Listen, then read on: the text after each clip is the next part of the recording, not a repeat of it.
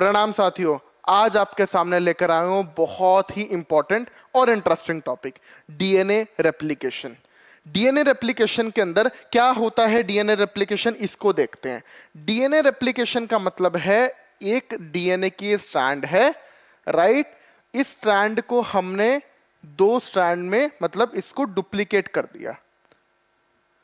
ये डुप्लीकेशन, यही रेप्लिकेशन है। डीएनए की दो डीएनए बन गए एक डीएनए से, रेप्लिकेट हो गया बेटा डीएनए, राइट। अब ये जो प्रोसेस है, ये प्रोसेस प्रोकैरियोट्स में भी होती है और यूकैरियोट्स में भी होती है, ठीक है। प्रोकैरियोट्स में भी होती है और यूकैरियोट्स में भी। एक एग्जाम्पल लेके बात करते हैं। जो प्रोकैरियोट्स हैं, एग्जाम्पल इकोलाई, इकोलाई के साइटोप्लाज्म में ही होगी क्योंकि न्यूक्लियस तो है ही नहीं सर। प्रोकैरियोट में न्यूक्लियस तो होता ही नहीं है सर।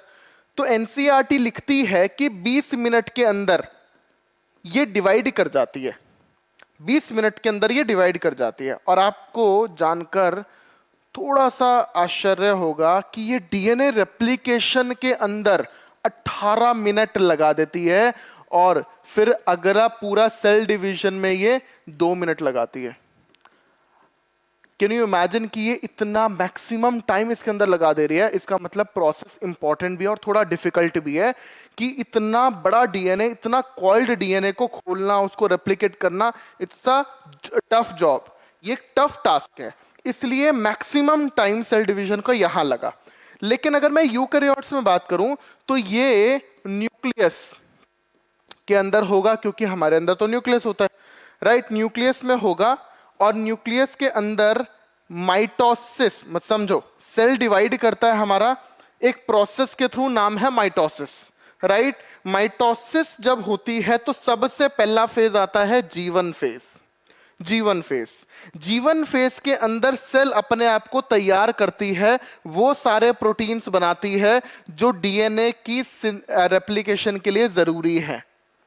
फिर इसके बाद जो एस फेज आता है, नेक्स्ट फेज जो होता है एस फेज, इसको हम सिंथेटिक फेज बोलते हैं।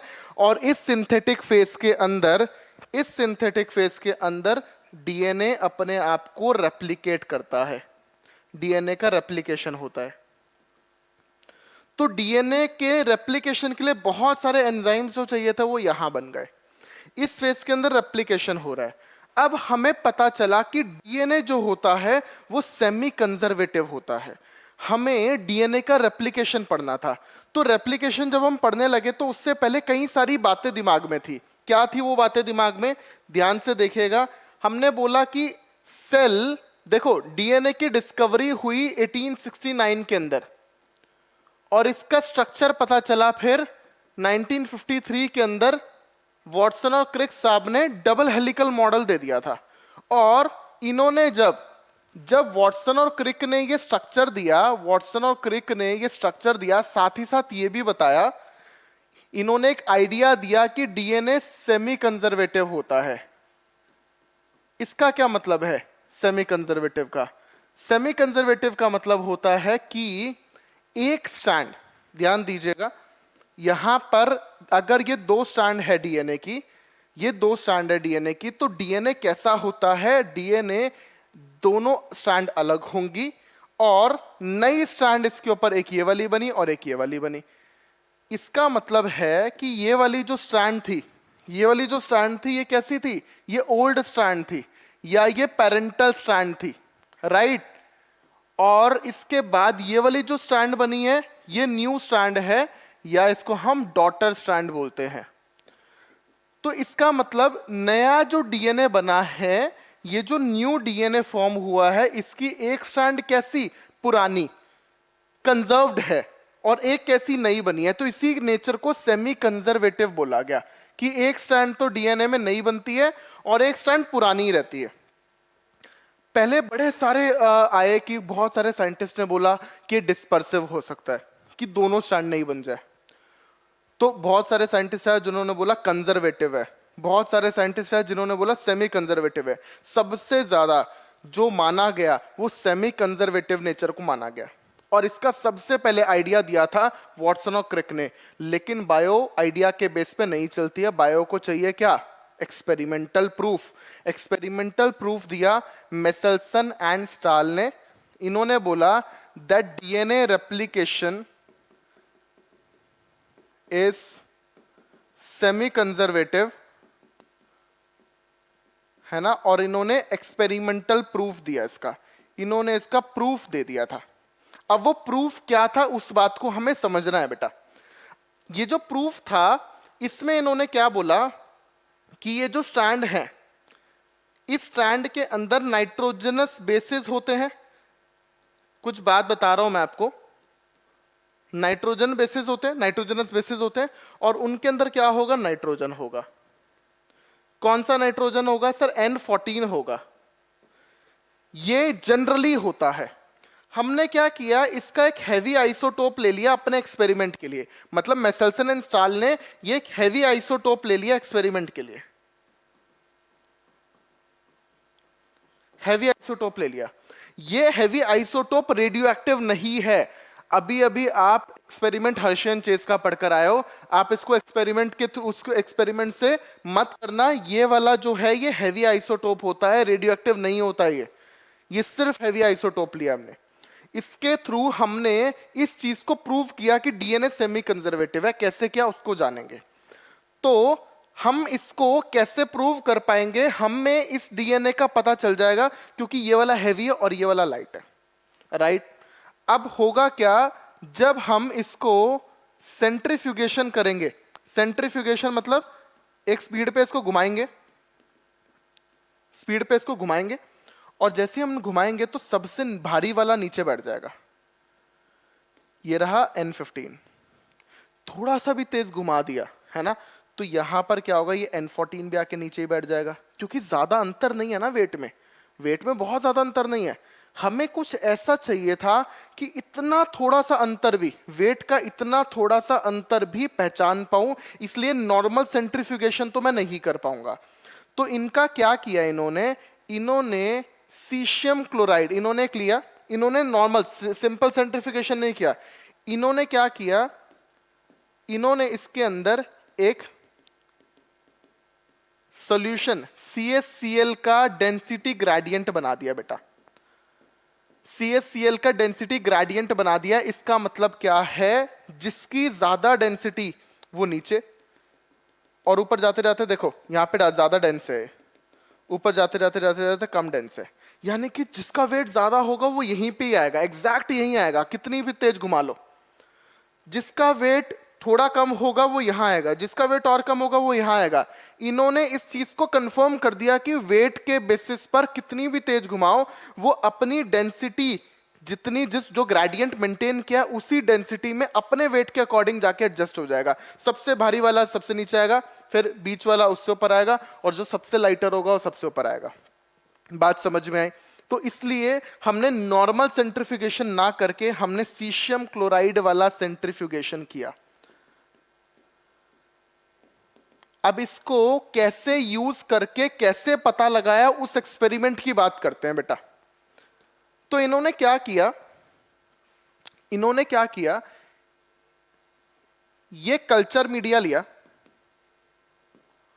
इस कल्चर मीडिया के अंदर इन्होंने इकोलाई ले लिए, छोटे छोटे बैक्टीरिया ले लिए, इकोलाई को ग्रो कराया। आप जानते हो इकोलाई 20 मिनट में डिवाइड कर जाएगा, जल्दी रिजल्ट दे देगा मेरे को, राइट। तो हमने क्या किया, यानी कि इन्होंने जो एक्सपेरिमेंट कराया था वो एक प्रोकैरियोट में कराया था, याद रखिएगा इस बात को, ठीक है। तो इन्होंने क्या किया, इसके अंदर जो डीएनए था वो ये रहा। इसके अंदर जो डीएनए था वो कैसा था, N14।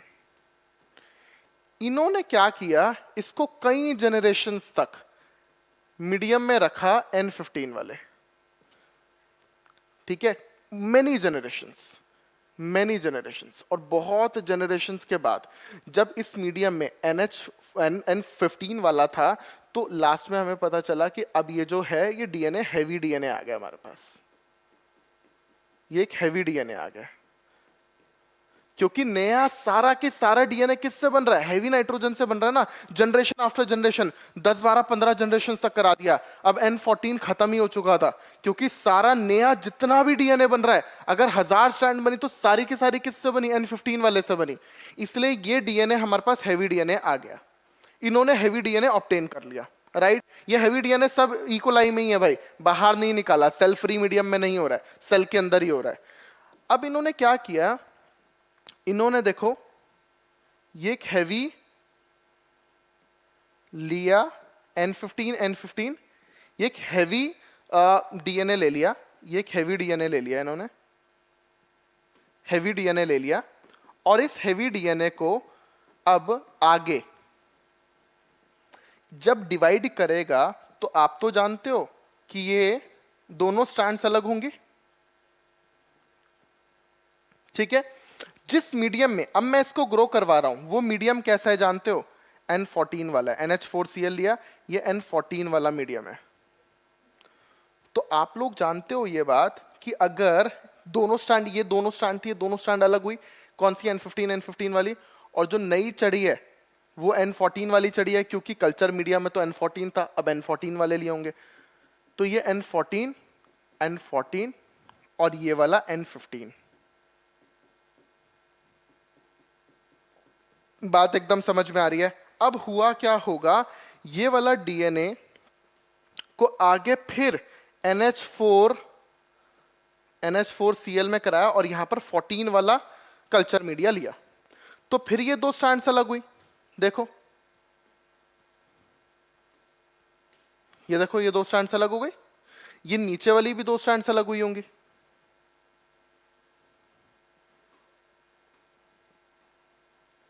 ठीक है। और जो नई स्ट्रैंड्स बन रही हैं वो सारी की सारी कैसी बन रही है? N14 वाली बन रही है। तो आप एक चीज समझ पा रहे हो कि ये वाला जो डीएनए है ये 14 है, N14 ये N14 N15 ये N14 तो हमने क्या बोला कि भाई ये वाला जो डीएनए वो तो हैवी डीएनए, और ये वाला जो डीएनए वो लाइट डीएनए एकदम, क्योंकि N14 है। ये वाला डीएनए क्या होगा? ये वाला हमने बोला कि ये हाइब्रिड डीएनए है, ठीक है, हाइब्रिड डीएनए ले लिया। तो ये सबसे हैवी 15 14 29 मिक्स्ड वाला हो गया, हाइब्रिड हो गया, और ये 14 यानी कि 28 ये लाइट हो गया। अब इस वाली स्टेज पर जब सेंट्रीफ्यूगेशन किया, जब इस वाली स्टेज पे सेंट्रीफ्यूगेशन किया, तो आप देख रहे हो सबसे नीचे आपको एक बैंड दिखा, ये रिप्रेजेंट कर रहा है क्या? N15 यानी कि हैवी डीएनए रिप्रेजेंट कर रहा है। फिर मैंने इसको जब देखा तो मेरे को दिखा क्या? मेरे को एक बीच में बैंड दिखा, देखो मिक्स्ड बैंड दिखा बीच में, ये N15 का बैंड था, ठीक है। और जब मैंने इसको जब मैंने देखा तो मुझे दो बैंड्स दिखे, एक तो सबसे लाइट वाला ऊपर, ये N14 वाला, राइट, और ये वाले आ गए जिसमें, और ये बीच वाला हाइब्रिड भी दिखा मेरे को, ये और ये।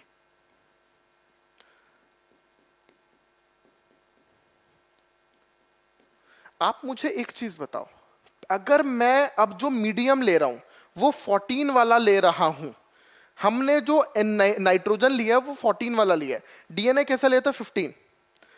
अब ये हाइब्रिड बनना सिर्फ तभी पॉसिबल है जब इससे एक स्ट्रैंड आई होगी और एक नई स्ट्रैंड इस वाले से बनी होगी, इसकी एक स्ट्रैंड और इसकी एक स्ट्रैंड मिलकर ही ये हाइब्रिड बना पाएगी, तभी सेमी कंजर्वेटिव होगा। अगर प्रॉपर कंजर्वेटिव होता दोनों तो वो N15 ही आ रहा होता, ठीक है। या डिस्पर्सिव नेचर होता कि इससे बन गया पूरा डीएनए लेकिन इसका कोई रोल नहीं था, इससे बना लेकिन इनकी स्ट्रैंड्स से नई दो स्ट्रैंड्स बन गई। अगर ऐसा होता तो N14 वाली स्ट्रैंड्स आ जाती। डिस्पर्सिव होता, अगर नया डीएनए बनता तो N14 वाला बनता, या N15 वाला बनता तो कंजर्वेटिव कहलाता। N15 यानी कि एक पेरेंटल थी और एक मीडियम से आ गई, यही तो प्रूव करना था। यानी कि जो हाइब्रिड डीएनए है ये इस बात का प्रूफ था कि डीएनए सेमी कंजर्वेटिव होता है। बात समझ में आई? तो यहां पर मेसेल्सन एंड स्टाल ने इस बात को प्रूव कर दिया था कि ये डीएनए सेमी कंजर्वेटिव नेचर का होता है। अब चलिए आगे चलते हैं। मैं एक छोटी सी चीज और बता देता हूं, बड़ी इंटरेस्टिंग सी बात है, एनसीईआरटी का भी पॉइंट है। इसके बाद टेलर एंड हिज कोलीग्स, कुछ कोलीग्स आए, स्पेलिंग देख लेना यार, टेलर और उसके कुछ कोलीग्स आए भाई, और इन्होंने क्या किया, इन्होंने रूट्स ऑफ विसिया फाबा, ये एक प्लांट है, इसको हम फाबा बीन्स बोलते हैं, ये एक प्लांट है, इस प्लांट की रूट्स के अंदर इन्होंने, इस प्लांट की रूट है नॉर्मल है तो इसमें तो माइटोसिस होगी, और ये तो यूकैरियोट है अभी, यानी कि इससे पहले जो मेसेल्सन एंड स्टाल ने काम किया था वो तो प्रोकैरियोट में किया था, इन्होंने यूकैरियोट में किया।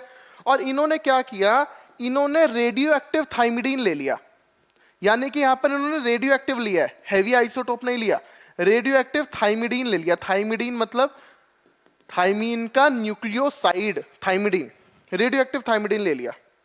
अब जब रेडियो एक्टिव थाइमिडीन वाला मीडियम ले लिया और जब उसने ग्रो कराया उस मीडियम में, तो नया पूरा डीएनए बना होगा। इस रूट सेल ने, विसिया फाबा की रूट सेल में पूरा एक नया डीएनए बना होगा एस फेज के अंदर। इन्होंने उस एस फेज में जब जो नया डीएनए बन रहा था उसका रेडियो एक्टिव थाइमिडीन ले लिया।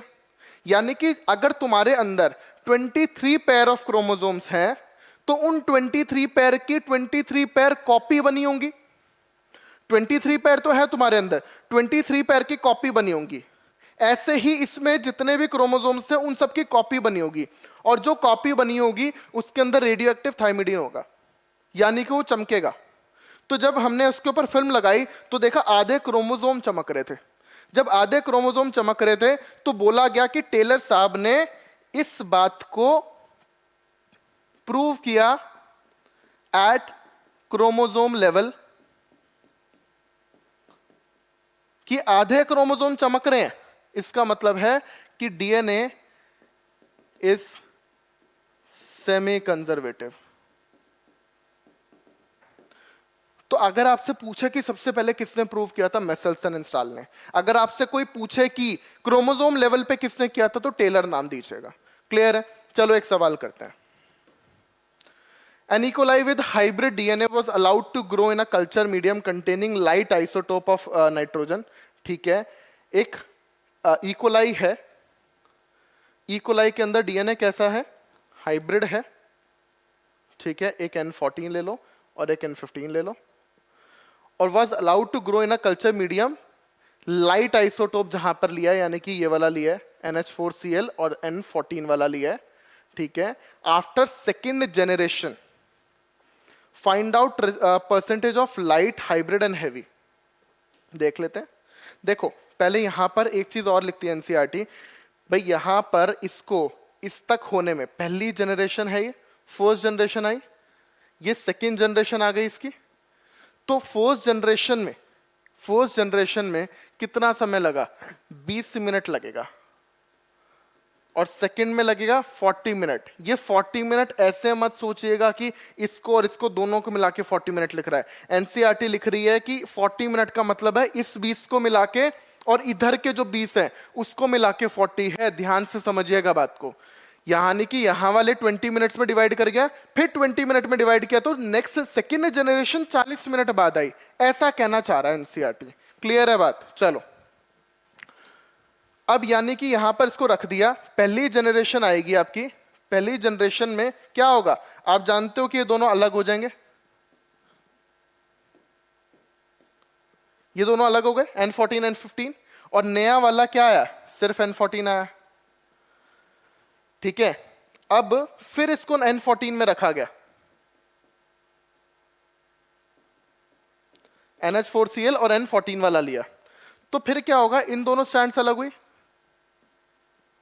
ये दोनों अलग हुई, और नई स्ट्रैंड कौन सी बनी बेटा? देखो ये दोनों अलग हुई और ये दोनों अलग हुई, और नई स्ट्रैंड हमेशा 14 वाली बन रही है। तो इसका मतलब है कि यहां पर 75% तो क्या आ रहा है? लाइट डीएनए आ रहा है, और यहां पर 25% क्या आ रहा है? हाइब्रिड आ रहा है। और हैवी कितना आया? 0। 4 में से 3 बने लाइट वाले और 1 बना हाइब्रिड वाला। क्लियर है? तो यानी कि लाइट वाला आपका आ रहा है 75%, हाइब्रिड आ रहा है 25% और हैवी आ रहा है 0। इसको करने का एक आसान तरीका भी बताता हूं। इसको करने का एक आसान तरीका ये है कि आप एक चीज देख रहे हो कि इसमें नया कल्चर मीडिया कौन सा है? 14 वाला है ना। आप जानते हो कि इसके बाद 2 डीएनए बन जाएंगे, नेक्स्ट जनरेशन में 4 डीएनए बन जाएंगे। 4 डीएनए में कल्चर मीडिया जिसका होगा सारा वही आएगा। इसमें से जो एक ये था N15, तो N15 की एक ही स्ट्रैंड रहेगी ना, क्योंकि अब नई स्ट्रैंड तो बन ही नहीं सकती है। यानी कि आप ऐसे लगा सकते हो कि यानी कि 2 जनरेशन के बाद 4 स्ट्रैंड्स बनेंगी और 4 में से एक ही N15 है। तो यानी कि एक स्ट्रैंड के पास N15 होगा, बाकी सब N14 की बन रही होंगी। आपको बनाने की जरूरत ही नहीं पड़ेगी। क्लियर है? बात समझ में आई? चलो आगे एक और क्वेश्चन है। E coli cell with full radioactive DNA was allowed to. अब ये रेडियो एक्टिव ले लिया इन्होंने, हमें क्या फर्क पड़ता है? हम रेडियो एक्टिव से कर देंगे। Allowed to grow in a culture medium containing non radioactive isotope after growth of 40 minutes find out percentage of radio. अब ये वाला क्वेश्चन आप मुझे करेंगे और कमेंट में आंसर लिखेंगे। मैं सबके आंसर देखूंगा कि आपको समझ में आया कि नहीं। राइट? कमेंट में आप सब लोग आंसर लिखेंगे, नहीं आएगा मैं फिर आगे आपको बता दूंगा। क्लियर है? चलो अब बात करते हैं। हमने ये तो जान लिया बेटा कि डीएनए सेमी कंजर्वेटिव नेचर का होता है। मेसेल्सन एंड स्टाल ने इस बात को प्रूव करके दिखाया, जबकि आइडिया देने वाले वॉटसन और क्रिक थे। टेलर ने इसको क्रोमोसोम लेवल पे विसिया फाबा की रूट्स में रेडियो एक्टिव थाइमिडीन लेकर प्रूव कर दिया। अब हम डीएनए का रेप्लिकेशन का मैकेनिज्म पढ़ने वाले हैं कि कैसे डीएनए रेप्लिकेट करता है। ध्यान दीजिएगा यहां पर बहुत। अब देखो ये डीएनए है,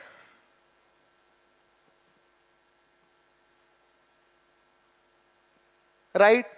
तो एक स्ट्रैंड मैंने ले लिया आपकी 5' to 3' और एक ले ली 3' to 5', राइट? ये डीएनए है, नॉर्मल डीएनए। अब इस डीएनए का रेप्लिकेशन स्टार्ट करूंगा, मतलब इसकी एक और कॉपी बना दूंगा। जब एक और कॉपी बनाएंगे तो कैसे बनाते हैं? मान लो जहां से भी, अगर यहां से डीएनए रेप्लिकेशन स्टार्ट होना है, अगर यहां से डीएनए रेप्लिकेशन स्टार्ट होना है तो यहां पर इसको हम बोलते हैं ORI, इसको भी हम बोलते हैं ORI। ठीक है?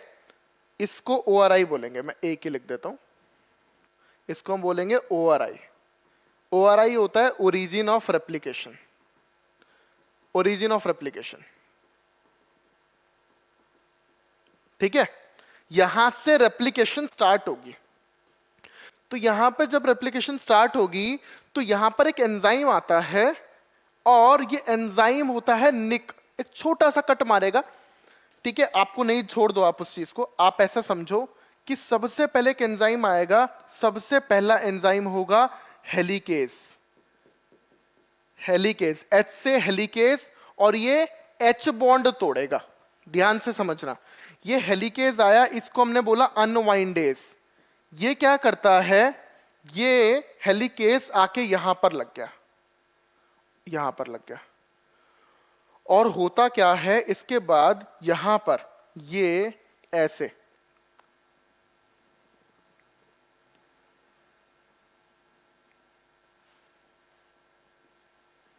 यहां पर हेलिकेज आया था, एक हेलिकेज तो यहां लग गया था, इसको ऐसे तोड़ता, मतलब खोलता हुआ जा रहा था, इसको ऐसे ऐसे खोलता हुआ जाएगा। अब इनके बीच में कौन से बॉन्ड्स थे? आप जानते हो कि इनके बीच में सर हाइड्रोजन बॉन्ड थे। तो इसने क्या किया? इस हेलिकेज ने ब्रेक किया इन हाइड्रोजन बॉन्ड को, हाइड्रोजन बॉन्ड ब्रेक कर दिए, और जैसे ही हाइड्रोजन बॉन्ड ब्रेक किए खुलने लगा।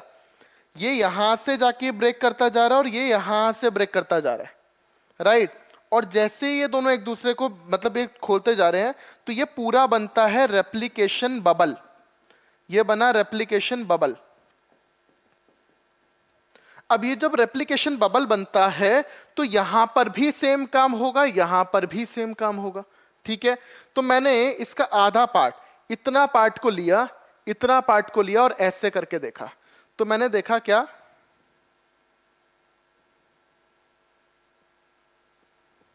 ऐसे कुछ बन गया, ऐसे कुछ बन गया। मैंने बोला कि ऐसे कुछ बन गया। देखो मैंने इस पार्ट को आधा लिया, इसको हमने बोला replication, replication fork, replication fork, right.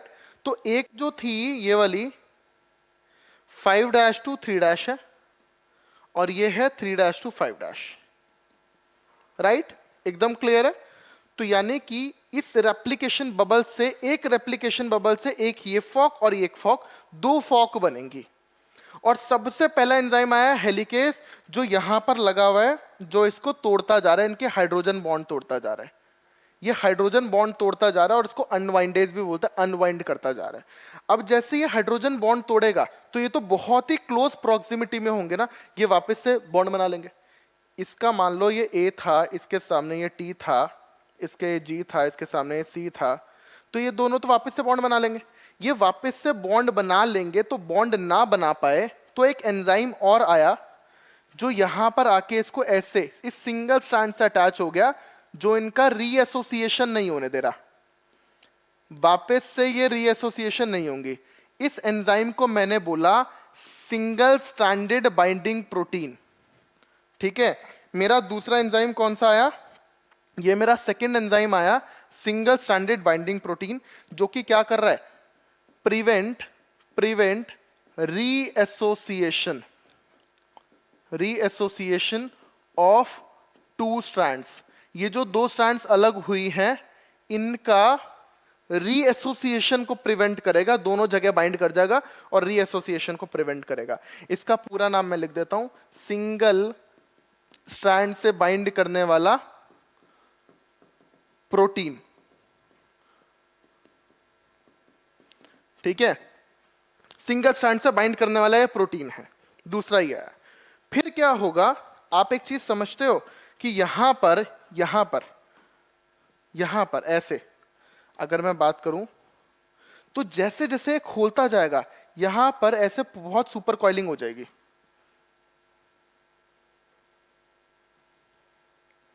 देखो यहां पर सुपर कॉइलिंग हो रही है क्या, यहां पर देखो सुपर कॉइलिंग दिख रही है क्या आपको, ये सुपर कॉइलिंग हो गई। क्यों हो गई, क्योंकि एक तार को मैं जैसे आपको कुछ दिखाता हूं, जैसे मेरे पास ये वायर पड़ी है, ये देखो मेरे पास ये वायर पड़ी है, ये वायर ऐसा डबल स्ट्रैंडेड डीएनए, ऐसा डबल स्ट्रैंडेड डीएनए, ऐसा डबल स्ट्रैंडेड डीएनए, तो स्ट्रैंडेड डीएनए तो कुछ ऐसा है ना, ये है डीएनए, एग्जैक्ट ऐसा ही डीएनए दिखता है भाई। ठीक है, तो अगर जब मैं इसको, ध्यान समझना, ये हेलिकेज आया और इस हेलिकेज ने इसको खोलना स्टार्ट किया, आप देख रहे हो कि यहां पर जैसे ये खोलता जाएगा तो यहां पर ये और ज्यादा टाइट होता जा रहा है, जैसे जैसे खुलता जाएगा तो यहां पर भी जैसे जैसे खुलता जाएगा ये और टाइट होता जाएगा। यहां पर सुपर कॉइलिंग हो जाएगी क्या, यहां पर सुपर कॉइलिंग हो जाएगी, या मैं बोल सकता हूं कि यहां पर टॉर्शनल स्ट्रेन पैदा हो जाएगा। आपने फिजिक्स में पढ़ा होगा टॉर्शनल स्ट्रेन। ठीक है, तो यहां पर टॉर्शनल स्ट्रेन पैदा हो गया, तो इस टॉर्शनल स्ट्रेन को रिमूव करने के लिए एक एंजाइम आएगा टोपोआइसोमेरेज, यानी कि आपका थर्ड एंजाइम आ चुका है टोपोआइसोमेरेज, टोपोआइसोमेरेज। ठीक है, अब ये जो टोपोआइसोमेरेज होता है ये क्या करता है, यहां से कट लगाता है, यहां से कट लगाएगा, ये वापस से खुल जाएगा, है ना, इसकी सुपर कॉइलिंग खत्म हो जाएगी, कम हो जाएगी और ये वापस से ज्वाइन कर देगा। तो यानी कि ये क्या करेगा, रिमूव सुपर कॉइलिंग, या मैं बोल सकता हूं टॉर्शनल स्ट्रेन। कैसे करेगा सर, मैं बोलता हूं बहुत सिंपल, कट एंड ज्वाइन। दोनों काम खुद ही करता है बेटा, कट करेगा और ज्वाइन कर देगा, वापस से खुल के वापस से सही हो जाएगा। तो 3 एंजाइम्स पढ़े। सबसे पहले आया हेलिकेस, सबसे पहले ओरिजिन ऑफ रेप्लिकेशन। ये प्रोकैरियोट्स में एक ही होती है बेटा, प्रोकैरियोट्स में सिर्फ एक होती है, छोटा डीएनए ना, कम डीएनए। लेकिन ये यूकैरियोट्स में बहुत सारी होती है, मेनी साइट्स होती हैं। क्यों? क्योंकि डिफाइंड टाइम मिला हुआ है। आपको पता है कि माइटोसिस इतने समय में करके देना है, इतने समय में उस फेज का, एस फेज का टाइम डिफाइंड है, एस फेज को इतने टाइम में डीएनए रेप्लिकेट करके देना है, नो मैटर व्हाट। तो उसको पता है कि मैं मल्टीपल जगह से अगर रेप्लिकेशन स्टार्ट नहीं करूंगा तो नहीं कर पाऊंगा, क्योंकि डीएनए बहुत सारा है। क्लियर? अब ध्यान से सुनना, कि हमारा पहला एंजाइम था हेलिकेस, इसने हाइड्रोजन बॉन्ड ब्रेक किए और इसको खोल दिया, रेप्लिकेशन बबल बना, इसको एक फॉक की तरह हमने देखा, रेप्लिकेशन फॉक बन गई। अब ये रीएसोसिएशन ना हो जाए, सिंगल स्ट्रैंडेड बाइंडिंग प्रोटीन आ गया, और इस टॉर्शनल स्ट्रेन या सुपर कॉइलिंग को रिमूव करने के लिए टोपोआइसोमरेज आया। राइट? अब आगे क्या होगा देखिए, मैं कुछ ऐसे बनाता हूं कि अब ये रेप्लिकेशन फॉक बन गई है, ये रेप्लिकेशन फॉक बन गई है। राइट? तो ये वाली स्ट्रैंड 5' to 3' और ये 3' to 5'। इसके बीच में यहां पर क्या है, ये हाइड्रोजन बॉन्ड्स है। ठीक है? और यहां पर ये इनको तोड़ता जा रहा है, कौन? हेलिकेस तोड़ता जा रहा है बेटा, हेलिकेस तोड़ता जा रहा है, ये हेलिकेस है, ये बॉन्ड ब्रेक करता जा रहा है। यहां पर लगे हुए आपके क्या? सिंगल स्ट्रैंडेड बाइंडिंग प्रोटीन, ये सिंगल स्ट्रैंडेड एसएसबीपी लग गए, ये एसएसबीपी लग गए, और ऊपर टॉर्शनल स्ट्रेन को रिमूव करने के लिए यहां पर लगा हुआ है कौन? टोपोआइसोमरेज। इतना अभी हमने बात किया है, आपको समझ में आनी चाहिए इतनी बात। अब यहां पर क्या होगा, अब एंजाइम आएगा, सबसे बेहतर एंजाइम जो इस पूरी प्रोसेस को कराएगा, जो सबका मतलब it's a God of the process. सबसे पहला जो एंजाइम, अब जो एंजाइम आएगा 4th नंबर का, वो होगा डीएनए पॉलीमरेज। लेकिन इस डीएनए पॉलीमरेज के साथ एक पंगा है। क्या? ये बोलता है कि मेरा काम है पॉलीमराइजेशन करना, मतलब छोटे छोटे मोनोमर्स को लाके पूरी एक चेन बना देना।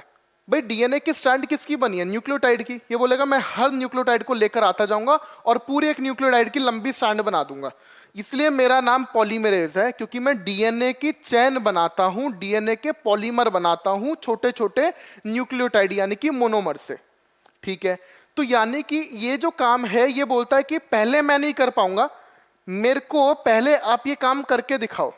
स्टार्टिंग में कोई काम करके दिखाएगा। तो इसने बोला ठीक है। तो आपको एक चीज समझिएगा, ये जो डीएनए पॉलीमरेज है, ये जो डीएनए पॉलीमरेज है, मैं आपको यहां बताता हूं थोड़ा सा डीएनए पॉलीमरेज के बारे में। ये जो डीएनए पॉलीमरेज होता है, ये 3 तरीके का है, डीएनए पॉलीमरेज 1, डीएनए पॉलीमरेज 2 और डीएनए पॉलीमरेज 3। इंपॉर्टेंट है, बहुत इंपॉर्टेंट है, ध्यान से सुनना, ये बहुत इंपॉर्टेंट चीज बता रहा हूं। इस डीएनए पॉलीमरेज 1 to 3 की कुछ कंडीशंस है। क्या? ये हमेशा 5' to 3' हमेशा इस डायरेक्शन में जब ये वर्किंग करेंगे, आगे हम देखेंगे, तो हमेशा ये कैसी वर्किंग करेंगे? पॉलीमरेज एक्टिविटी करेंगे, पॉलीमरेज एक्टिविटी। ये भी करेगा, ये भी करेगा और ये भी करेगा, तीनों पॉलीमरेज एक्टिविटी करेंगे। लेकिन ये तो बहुत ही तेज कर देता है, 2000 बेस पेयर्स पर सेकेंड। राइट? ये बहुत कम, मतलब काफी कम करता है, 1000 बेस पेयर पर मिनट की बात हो रही है यहां पे, और ये करता है लगभग 50 बेस पेयर पर मिनट। तो आप जानोगे सबसे ज्यादा इन्वॉल्व तो यही है, सबसे मेन एंजाइम है, और इसका लगभग ना के बराबर काम है, लगभग ना के बराबर। और सेकंड नंबर पे ये वाला काम करेगा। अब ये हमेशा याद रखिएगा 5' to 3' कैसे कर रहा है? पॉलीमरेज एक्टिविटी कर रहा है। और हमेशा नई चेन कहां से कहां बनेगी? सर 5' to 3' बनेगी। क्यों? पॉलीमरेज एक्टिविटी उस डायरेक्शन में हो रही है। लेकिन अगर मैं इसको 3' to 5' काम करने के लिए बोलूं कि भाई इस डायरेक्शन में चेन बना ले, तो ये बोलता नहीं, मैं अपनी एक्सोन्यूक्लियस एक्टिविटी दिखाऊंगा, यानी कि मैं बनाने की जगह तोड़ने लग जाऊंगा। तो तीनों एक ही काम करते हैं, तीनों तीनों ध्यान से सुनना, 3' to 5' जब उल्टा काम कराओगे इनसे तो ये उल्टा ही काम करेंगे, ये एक्सोन्यूक्लियस एक्टिविटी दिखाएंगे और ये तोड़ देंगे। लेकिन इंपॉर्टेंट ये पॉइंट है, बड़ा इंपॉर्टेंट पॉइंट, 5' to 3' क्या किसी की एक्सोन्यूक्लियस एक्टिविटी हो सकती है? तो वो होती है इसकी, इन दोनों की नहीं। यानी कि आप एक चीज समझ रहे हो कि ये पॉलीमरेज एक्टिविटी भी कर रहा है 5' to 3' और जरूरत पड़ने पर 5' to 3' एक्सोन्यूक्लियस एक्टिविटी भी कर देता है। इसका कहां काम आएगा अभी समझेंगे हम बात को। आपको सिर्फ इतना याद रखना, हर डीएनए पॉलीमरेज 5' to 3' हमेशा पॉलीमरेज एक्टिविटी करेगा, 3' to 5' हमेशा एक्सोन्यूक्लियस एक्टिविटी करेगा। लेकिन एक एंजाइम ऐसा है डीएनए पॉलीमरेज 1 जो 5' to 3' जरूरत पड़ने पर एक्सोन्यूक्लियस एक्टिविटी भी कर देगा। बात समझ में आई आपको? अब ध्यान दीजिएगा यहां पर, इसने बोला कि हाँ मैं यहां से मैं स्टैंड बनाना स्टार्ट कर दूंगा क्योंकि 3' to 5' है, तो यहां से नई जो स्टैंड बनेगी वो 5' to 3' बनेगी। तो हमेशा याद रखिएगा न्यू स्टैंड कहां से कहां बनेगी? 5' to 3' बनेगी। क्यों? क्योंकि इसकी 5' to 3' पॉलीमरेज एक्टिविटी है। लेकिन अब वो बोलता है डीएनए पॉलीमरेज की मैं स्टार्ट नहीं कर पाऊंगा, प्रोसेस को मेरे को स्टार्ट करके दे दो। तो यहां पर हम लेकर आते हैं किसको? आरएनए पॉलीमरेज को। आरएनए पॉलीमरेज कहता है कि ठीक है मैं स्टार्ट कर देता हूं। आरएनए पॉलीमरेज को हमने यहां पर एक नाम दिया है प्राइमेज। इसने स्टार्ट किया और अपने आरएनए के पॉलीमर आके लगा दिए। ठीक है, यहां पर कुछ आरएनए के पॉलीमर आके लगा दिए, मैंने उनको नाम दिया प्राइमर। प्राइमर क्या है? कुछ नहीं है ये प्राइमर, मैं यहां पे लिख दे रहा हूं, primer is a stretch of 8 to 10 RNA nucleotide. ये आरएनए के न्यूक्लियोटाइड आके लग गए हैं, ये प्रोसेस को स्टार्ट कर दिया है। डीएनए पॉलीमरेज की यही कंडीशन थी कि मैं स्टार्ट नहीं कर पाऊंगा प्रोसेस को, थोड़ा सा बनाकर दे दो मैं फिर कर लूंगा। उन्होंने कहा कि ठीक है, आरएनए पॉलीमरेज ने बोला मैं थोड़ा सा बनाकर दे रहा हूं, तो इसने थोड़ा सा बनाकर दे दिया, आरएनए के पॉलीमर लग गए यहाँ पे, सॉरी आरएनए के न्यूक्लियोटाइड लग गए। अब क्या होगा? डीएनए पॉलीमरेज 3 आएगा, मेन तो वही था, 2000 बेस पेयर एक सेकंड में लगाएगा। तो यानी कि यहां से चेन चलती जाएगी, बनती जाएगी, बनती जाएगी, बनती जाएगी, बनती जाएगी, ये आगे मतलब ये हेलिकेज इसको तोड़ता जाएगा और ये आगे पूरी चेन बनती जाएगी। इसका मतलब अब ये जो नई चेन बन रही है किसके ऊपर? इसके ऊपर बन रही है, इसके ऊपर बन रही है। तो क्या ये टेम्पलेट स्टैंड सांचे के समान काम कर रही है? क्या ये टेम्पलेट स्टैंड की तरह काम कर रही है? क्या ये पेरेंटल स्टैंड है बच्चे? क्या ये पेरेंटल स्टैंड बोल दूं? ठीक है, अब ये वाली जो स्टैंड है बच्चे, इसको मैं क्या बोलूं कि ये तो न्यू स्टैंड है या फिर डॉटर स्टैंड बोल दूं? न्यू स्टैंड है या फिर ये डॉटर स्टैंड है? बात समझ में आई आप लोगों को? हमेशा याद रखिएगा, हमेशा नई चेन कहां से कहां बनी? देखो 5' to 3' बन रही है, ये 3' to 5' तो यहां से 5' to 3' बनेगी हमेशा। अब होगा क्या?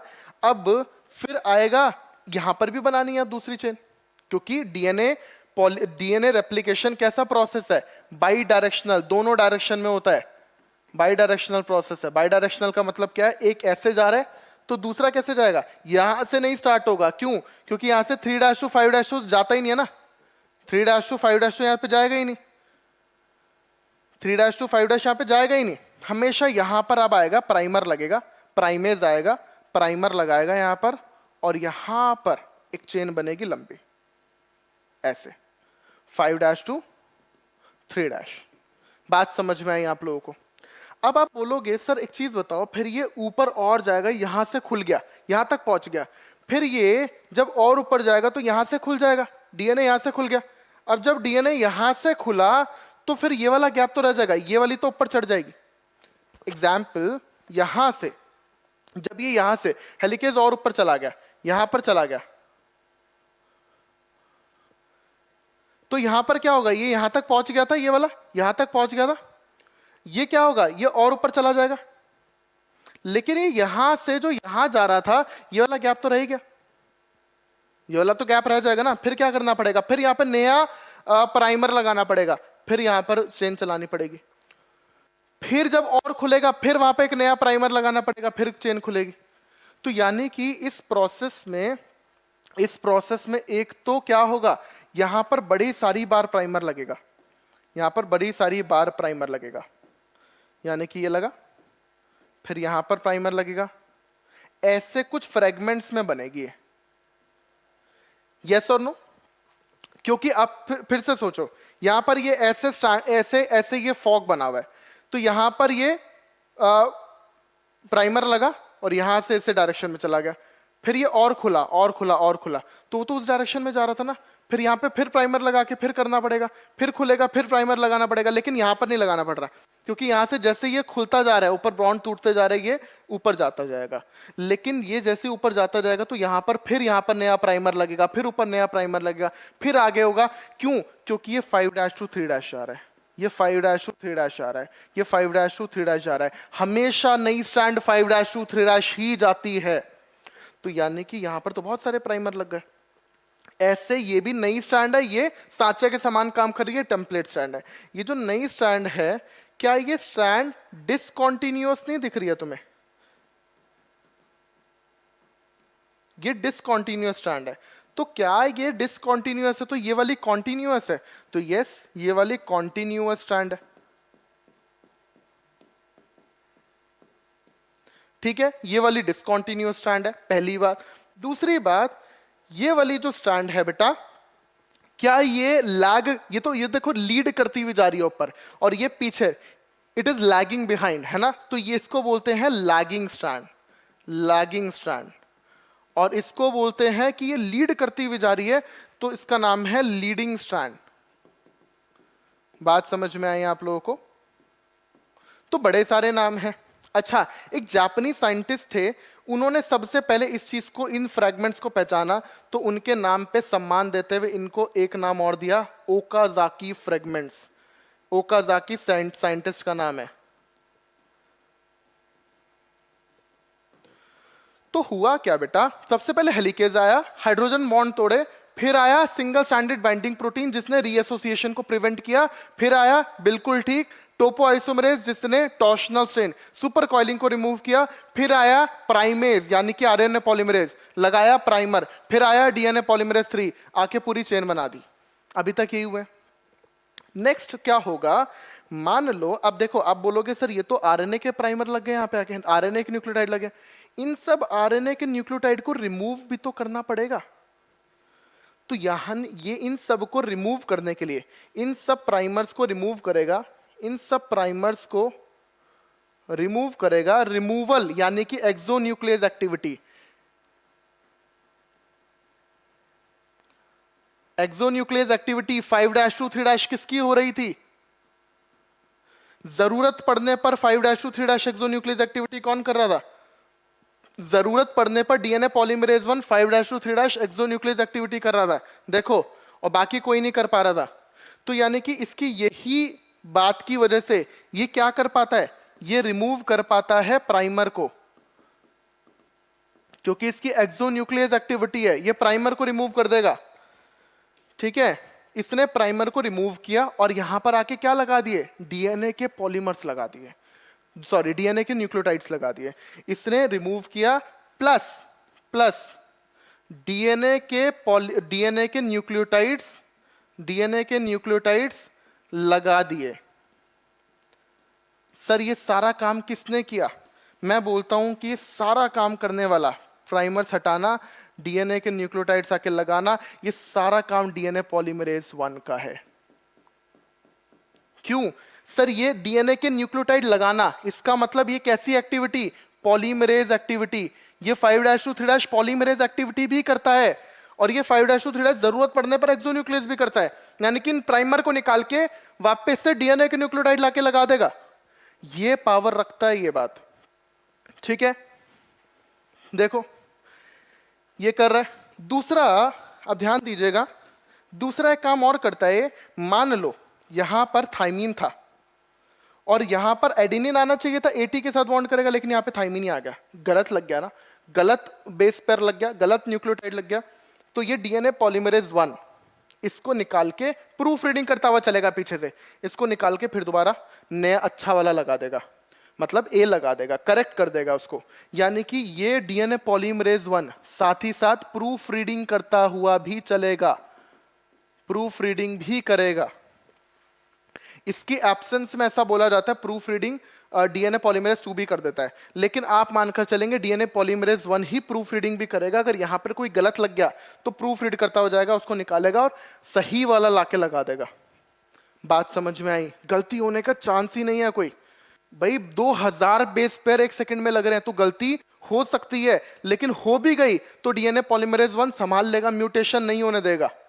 लेकिन अगर फिर भी ये भी नहीं संभाल पाया तो फिर म्यूटेशन होगी, फिर जेनेटिक डिसऑर्डर होंगे, मेंडेलियन डिसऑर्डर हम पढ़ चुके हैं कुछ। क्लियर? एकदम बात समझ में आई आप लोगों को? चलो, तो ये था पूरा डीएनए रेप्लिकेशन। तो नई स्ट्रैंड ऐसे बन जाएंगी, पूरा डीएनए अलग हो जाएगा, एक के ऊपर दूसरी स्ट्रैंड आ जाएगी ऐसे। इसलिए ये वाली स्ट्रैंड तो पेरेंटल थी, ये नई बनी है, इसलिए इसका सेमी कंजर्वेटिव नेचर बोला गया बेटा। कैसा नेचर बोला गया? Semi conservative. क्लियर है? तो इसके बाद हम देख रहे हैं, अच्छा लास्ट एंजाइम आएगा इसके अंदर। लास्ट एंजाइम कौन सा होगा बच्चों? Yes, DNA ligase. लाइगेज का मतलब ही क्या है? लाइगेट करना, जोड़ना, चिपकाना। ये लाइगेट कर देगा, यानी कि यहां पर आया, इसने लाइगेट कर दिया, इसको इसने लाइगेट कर दिया, जो गैप्स हैं उनको फिल करेगा, लाइगेट करेगा। जैसे ये प्राइमर था, प्राइमर को डीएनए पॉलीमरेज 1 ने हटाया था और डीएनए के न्यूक्लियोटाइड आके लगा दिए थे, तो यहां पर भी जो गैप रह गया था उसको फिल कर देगा कौन? ये डीएनए लाइगेज। तो डीएनए लाइगेज क्या कर रहा है? फिल्स द गैप, फिल्स द गैप, या मैं बोल सकता हूं जॉइंस द स्ट्रैंड, है ना? स्ट्रैंड को ज्वाइन करेगा बेटा। बात समझ में आई? एक लास्ट चीज और बताता हूं आप लोगों को। अच्छा, एक चीज समझने की जरूरत है हमें कि यहां पर देखो, यहां पर क्या हो रहा है? यहां पर ये जो स्ट्रैंड है, इस स्ट्रैंड के ऊपर कौन डीएनए पॉलीमरेज 3 आके क्या लगाता जा रहा है? न्यूक्लियोटाइड आके लगाता जा रहा है क्या बेटा? आके इसके ऊपर न्यूक्लियोटाइड लगते जा रहे हैं क्या? समझते हैं यहां से इस बात को और समझ लेते हैं। एक ध्यान दीजिएगा, मैंने बोला कि ये 5' to 3' है और ये 3' to 5' है, तो नई स्ट्रैंड बनेगी यहां से। तो ध्यान दीजिएगा, यहां पर आया न्यूक्लियोटाइड, तो आता क्या है? रॉ क्या है बेटा? मटेरियल क्या है? रॉ मटेरियल क्या है? सबसे पहले आएंगे, अगर डीएनए की नई स्ट्रैंड बनानी है तो डीएनए के न्यूक्लियोटाइड आएंगे, डीएनए के न्यूक्लियोटाइड आएंगे। और ये न्यूक्लियोटाइड के दो फंक्शंस है, एक तो एनर्जी देंगे बॉन्ड बनाने के लिए, पूरी स्ट्रैंड बनाने के लिए, और ये न्यूक्लियोटाइड लाके पूरा चेन भी बनाएंगे, पूरी चेन बना देंगे। समझते हैं बात को। आप जानते हो कि डीएनए न्यूक्लियोटाइड कौन कौन से होंगे? डीएटीपी, डीसीटीपी, डीटीटीपी और डीजीटीपी, यही सब होगा। अब यहां पर जैसे ही ये आएगा, ये एडिनोसिन है ना, ये एडिनिन नहीं है, ये एडिनोसिन बना है। एडिनोसिन के ऊपर क्या लगे हुए हैं? 1 फॉस्फेट, 2 फॉस्फेट, 3 फॉस्फेट, ये एडिनोसिन ट्राइफॉस्फेट। तो ये यहां पर आके लगता है, राइट? तो ये एटीपी जब आती है, डीएटीपी जब आती है, तो ये लगेगा कौन? डीएएमपी लगती है, और 2 high energy phosphate, 2 high energy phosphate अलग हो जाते हैं बेटा। बात समझ में आई? 2 हाई एनर्जी फॉस्फेट अलग हो जाएंगे, और ये 2 हाई एनर्जी फॉस्फेट बॉन्ड बनाएंगे यहां पर। जैसे ये आया, उसके पास क्या आया? इसके बाद डीजीटीपी आया, यहां पर क्या लग गया? डीजीएमपी। क्या लग गया बेटा? यहां पे लग गया डीजीएमपी, और इसके पास से जो 2 फॉस्फेट निकलेंगे वो ये बॉन्ड बना देंगे। कौन सा? Sir phosphodiester bond. क्लियर है बात? फिर देखो, फिर यहां पर कौन आया? फिर यहां पर आया डी, मान लो डीटीटीपी आया, लगेगा क्या? डीटीएमपी लगेगा। मोनोफॉस्फेट लगा है तो ट्राइफॉस्फेट में 3 फॉस्फेट, मोनोफॉस्फेट में 1 फॉस्फेट, 2 फॉस्फेट निकल गए, और जो 2 हाई एनर्जी फॉस्फेट थे उन्होंने ये बॉन्ड बना दिया। कौन सा? Phosphodiester bond. फिर आएगा कोई, मान लो DCTP आया, DCTP में ट्राईफॉस्फेट 3 फॉस्फेट है, लगेगा क्या DCMP, राइट। और ये दो हाई एनर्जी फॉस्फेट जो इससे निकलेंगे वो ये एनर्जी बनाएंगे, सॉरी ये बॉन्ड बनाएंगे। तो ऐसे करके पूरी चेन बनती है। तो ये जो न्यूक्लियोटाइड है ना बेटा डीएनए के, ये सारे न्यूक्लियोटाइड, इनके डुअल फंक्शन है। एक तो एनर्जी देके बॉन्ड बनाना, पहला फंक्शन, राइट, एनर्जी देके बॉन्ड बनाना। दूसरा पूरी डीएनए की चेन को बनाना। तो हमने क्या पढ़ा है, हमने सिर्फ इतना देखा, सबसे पहले डीएनए हेलिकेज आएगा, हेलिकेज H से हाइड्रोजन बॉन्ड तोड़ेगा और स्ट्रैंड को फॉक बना देगा, राइट। रेप्लिकेशन बबल बनता है, लेकिन रेप्लिकेशन बबल में 2 रेप्लिकेशन फॉक होंगी, राइट। उसके बाद हमने देखा कि सिंगल स्ट्रैंडेड बाइंडिंग प्रोटीन आएगा एंड दोनों स्ट्रैंड को रीएसोसिएट होने से बचा लेगा, दूसरी बात। तीसरी बात, सिंगल स्ट्रैंडेड बाइंडिंग प्रोटीन के बाद आएगा बेटा टोपोआइसोमरेज, जो कि टॉर्शनल स्ट्रेन को रोकेगा, यानी कि जो एक्स्ट्रा कॉइलिंग हो गई थी उसको रोक देगा। फिर आएगा बेटा थर्ड वाला एंजाइम, दैट इज टोपोआइसोमरेज, जो सुपर कॉइलिंग हो गई थी वो उसको रिलीज करेगा, वो टॉर्शनल स्ट्रेन को रिलीज करेगा, क्लियर है। फिर कौन आया था, आरएनए पॉलीमरेज, प्राइमेज बोला था हमने, उसने आरएनए के कुछ न्यूक्लियोटाइड्स लगा दिए थे, हमने प्राइमर बोला, तो प्राइमेज आया, प्राइमर लगाया। फिर डीएनए पॉलीमरेज 3 आया, पूरा बनाता चला गया। फिर क्या हुआ, डीएनए पॉलीमरेज 1 आएगा, जो प्रूफ रीडिंग भी करेगा, साथ ही साथ रिपेयरिंग भी करेगा, इसको इन प्राइमर्स को निकालेगा, राइट, आरएनए के प्राइमर्स को निकालेगा और डीएनए के प्राइमर्स को लगा देगा, राइट, डीएनए के न्यूक्लियोटाइड्स को लाके लगा देगा। एक्सोन्यूक्लियस एक्टिविटी भी किया, साथ ही साथ पॉलीमरेज एक्टिविटी भी किया, क्लियर है बात। उसके बाद बेटा लास्ट में आया डीएनए लाइगेज, जितने भी गैप्स थे सबको ज्वाइन कर देगा, लाइगेट कर देगा डीएनए लाइगेज। ये सारे एंजाइम्स डीएनए रेप्लिकेशन में यूज होते हैं और ऐसे रेप्लिकेट करता है, याद रखिएगा बातें, क्लियर है। फिर आगे हम देखते हैं, अब देखो, so now we have some special points related to DNA replication. तो देखिएगा आप, डीएनए सेमी कंजर्वेटिव होता है और बाई डायरेक्शनल होता है। सेमी कंजर्वेटिव है, बाई डायरेक्शनल है, दोनों पढ़ चुके हैं हम, ठीक है। ई कोलाई में सेल डिवीजन का 20 मिनट लगते हैं, डीएनए रेप्लिकेशन में 18 मिनट लगते हैं। The average rate of polymerisation इतना होता है, हम सारी चीजें कर चुके हैं। It means replication is fast and accurate process. Any failure in cell division after DNA replication result into polyploidy। बात को समझो, G1 फेज है, then S phase, G2 phase, prophase, metaphase, anaphase, telophase, यही है। लेकिन हमने क्या किया, ध्यान देना, हमने क्या किया, हमने एक सब्सटेंस यूज किया कोल्चिसिन, इससे हम म्यूटेशन करा देते हैं जिसकी वजह से पॉलीप्लॉइडी हो जाती है। ये कोल्चिसिन क्या करता है, कोल्चिसिन इस स्टेज को आगे नहीं बढ़ने देगा। आप जानते हो मेटाफेज के अंदर यहां पर डीएनए क्या हो गया, डीएनए डबल हो चुका है, डीएनए डबल हो गया, यहां पे क्रोमोसोम बन गए, क्रोमोसोम बन गए कितने सर, दुगने क्रोमोसोम बने हैं, डबल, क्योंकि यहां पे डीएनए डबल हुआ था। लेकिन इसने क्या किया, कोल्चिसिन ने आके स्पिंडल फाइबर नहीं बनने दिए, स्पिंडल फॉर्मेशन नहीं हो रहा है। अब स्पिंडल फाइबर नहीं बनेगा, स्पिंडल फॉर्मेशन नहीं होगा, तो मुझे बताओ कि आगे सेल डिवाइड कर जाएगा बिना स्पिंडल फाइबर के, तो सेल डिवाइड नहीं कर पाएगा।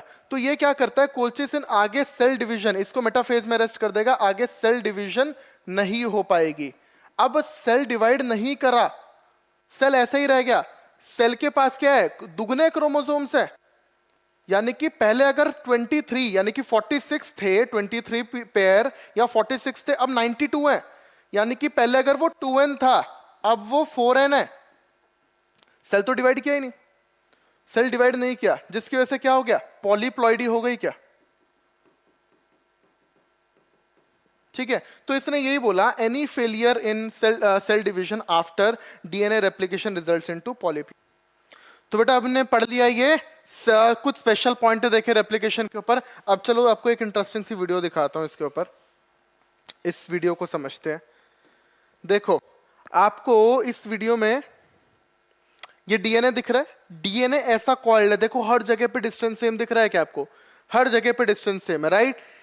अब ये डीएनए ऐसा अनवाइंड होगा, देखो, राइट। सबसे पहला एंजाइम कौन सा आया था, जल्दी बताओ सारे, हेलिकेज, है ना। अब यानी कि अब सबसे पहला एंजाइम इनके बीच में हेलिकेज आना चाहिए। ये देखो बेस पेयरिंग हो रखी है, बेस पेयरिंग हो रखी है, ए टी के साथ कर रहा है और जी सी के साथ करेगा, राइट। इन दोनों के बीच में ट्रिपल बॉन्ड होगा और इन दोनों के बीच में डबल बॉन्ड होगा। एक स्ट्रैंड जाएगी 5' to 3', ठीक है, और एक स्ट्रैंड जाएगी इधर से 5' to 3'। एकदम एंटी पैरेलल स्ट्रैंड्स रन करती है, आप ये बात जानते हो। हमेशा नई स्ट्रैंड बनेगी, कहां से कहां, नई स्ट्रैंड हमेशा 5' to 3' बनेगी। तो सबसे पहला एंजाइम आया कौन सा, हेलिकेज। कौन सा है बेटा, हेलिकेज। ये क्या करता जा रहा है, इन दोनों के बीच के हाइड्रोजन बॉन्ड को तोड़ता जा रहा है और रेप्लिकेशन फॉर्क बन गई है, देखो तोड़ता जाएगा, रेप्लिकेशन फॉर्क बन गई। अब वहां पर जो सुपर कॉइलिंग होगी उसको रिमूव करेगा टोपोआइसोमरेज, है ना। अब देखो डीएनए पॉलीमरेज आने से पहले सबसे पहले प्राइमेज आया और प्राइमेज ने आरएनए के बेसिस लगा दिए, है ना।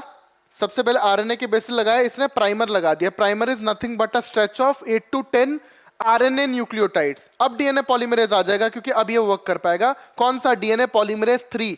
अब ये डीएनए के न्यूक्लियोटाइड्स लेकर आएगा और लाके लगाता जाएगा, ठीक है। देखो अब डीएनए के बेसिस आ रहे हैं,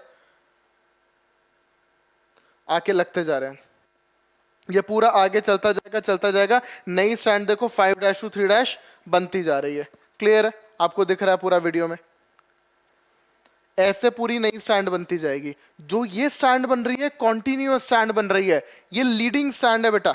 लेकिन जो लैगिंग स्टैंड होगी यहां पे प्राइमर लगा, है ना, फिर ये स्टैंड आगे चली, फिर दूसरा प्राइमर लगा वहां पे। तो ऐसे ये फ्रेगमेंट्स में होती हैं जिनको ओकाज़ाकी फ्रेगमेंट्स बोलते हैं। देखो वहां पे प्राइमर लगा था, यहां पे फिर प्राइमेज आके प्राइमर लगा देगा, देख पा रहे हो आप, यहां पे प्राइमर लग गया। अब इसके ऊपर डीएनए पॉलीमरेज आएगा और डीएनए पॉलीमरेज आके फिर यहां पे डीएनए के न्यूक्लियोटाइड लाके लगा देगा और पूरी इसको ज्वाइन कर देगा।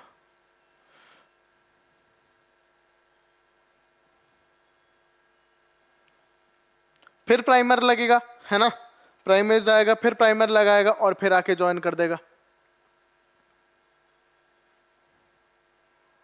ठीक है। हमेशा 5' to 3' बन रही है।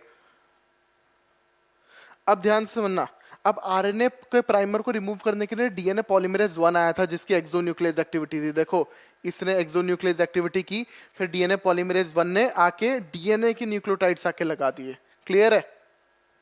ऐसे आपकी दो स्ट्रैंड्स अलग अलग बन गई और जो बीच में गैप्स थे सारे के सारे गैप्स को लाइगेट कर देगा कौन, डीएनए लाइगेज। ऐसे डीएनए का रेप्लिकेशन हुआ, आपके सामने दो स्ट्रैंड बन चुकी है। आई होप आपको इससे समझ में आया होगा। देखो अब आपकी फर्दर कॉइलिंग भी हो रही है और दो नई स्ट्रैंड्स हमारे सामने तैयार है, ठीक है। थैंक यू सो मच, आज के लिए इतना ही पढ़ते हैं। अगली क्लास में स्टार्ट करेंगे आरएनए और ट्रांसक्रिप्शन के बारे में पढ़ेंगे। धन्यवाद, खुश रहिए, स्वस्थ रहिए।